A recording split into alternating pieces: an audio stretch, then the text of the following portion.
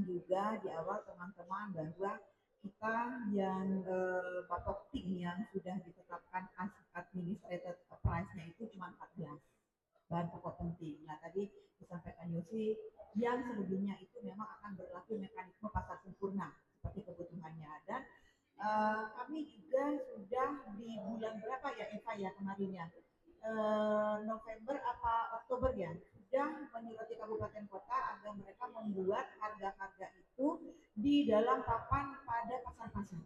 Itu sudah kami laksanakan. Dan ini bisa diakses juga berapa harga-harga yang 14 dimaksud serta harga yang lain begitu yang berjalan pada waktu itu ya.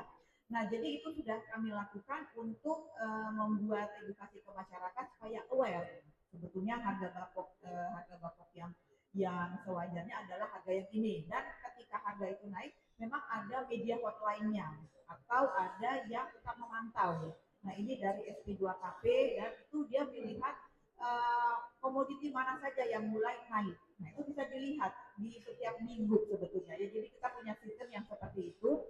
Nah, kemudian juga ini gimana nih ketika pada satu saat kita kan kalau ada misalnya bawang merah, bawang putih. Jadi inilah keterkaitannya antara distribusi sama pasokan.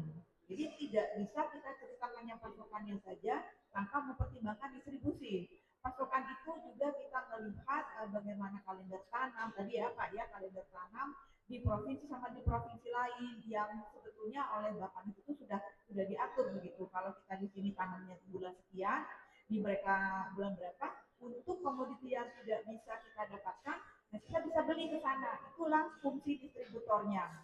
Yang mana dari dinas Ketapang, kemudian dari Disperindak, sebetulnya itu sudah berjalan begitu. Nah ini yang kedepannya kita akan mau ikat lebih kencang lagi.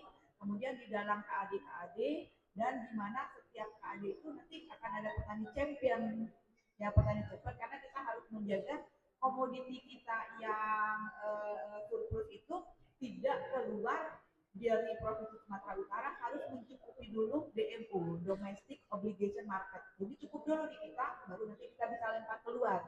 Nah ini juga berlangsung dari provinsi lain ke kita. Jadi jangan nanti ketika kita sudah kerjasama, kemudian pasokannya itu datangnya tidak tepat waktu. Ada juga nanti akan mendapat kemungkinan seperti begitu. Nah, kita nanti misalnya bawang putih nih, jangan nanti bertumpuknya itu atau kosong dulu nanti menjelang Imlek, kemudian sudah Imlek baru datangnya. Nah, itu yang kita jaga. Jadi kami itu kerjaan rutin, ya tidak kita sibuk di menjelang